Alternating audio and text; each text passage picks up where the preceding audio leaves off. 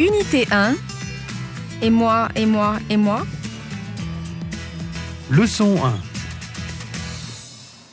Ils s'appellent Annie, Hélène, Patrick ou Sylvie et ils ont 2 points communs. Ils sont tous les 4 parisiens et tous inscrits dans le même club de rencontres pour célibataires. Ils nous expliquent les raisons de leur présence dans ce club. 20h30 au 3e étage d'un bel immeuble parisien, la prof de salsa fait danser des hommes et des femmes célibataires. Moyenne d'âge 40 ans, une majorité de femmes et des profils très différents. Annie ne connaissait personne avant d'arriver à Paris. Moi, j'étais originaire de province et je me suis inscrite ici 6 mois après mon arrivée sur Paris.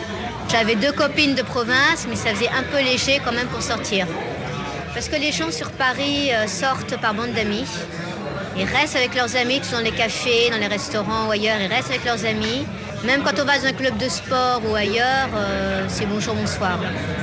Au bar du Clubhouse, c'est l'heure de l'apéro. Tout est fait pour rendre les rencontres le plus naturelles possible. Sur les 3500 membres, le rythme de travail est souvent à l'origine du célibat, des cadres, des fonctionnaires et des ingénieurs comme Hélène, 27 ans. Alors déjà dans mon travail, je suis avec des personnes beaucoup plus âgées que moi et je sais que j'ai aucune chance de trouver dans mon travail actuel. Et ça, c'est important parce que c'est quand même au travail qu'on passe la majeure partie de sa journée. C'est souvent dans ce lieu-là qu'on se rencontre.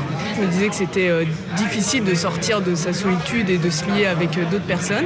Et depuis que je suis au club, j'ai rencontré des gens complètement différents. Un étage plus haut, le restaurant, le vin est gratuit. À table, des divorcés comme Patrick.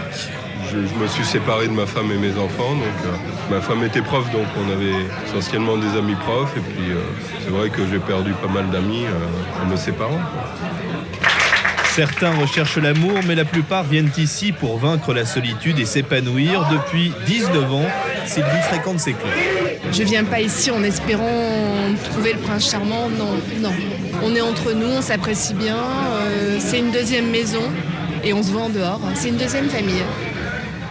Reportage diffusé sur RTL.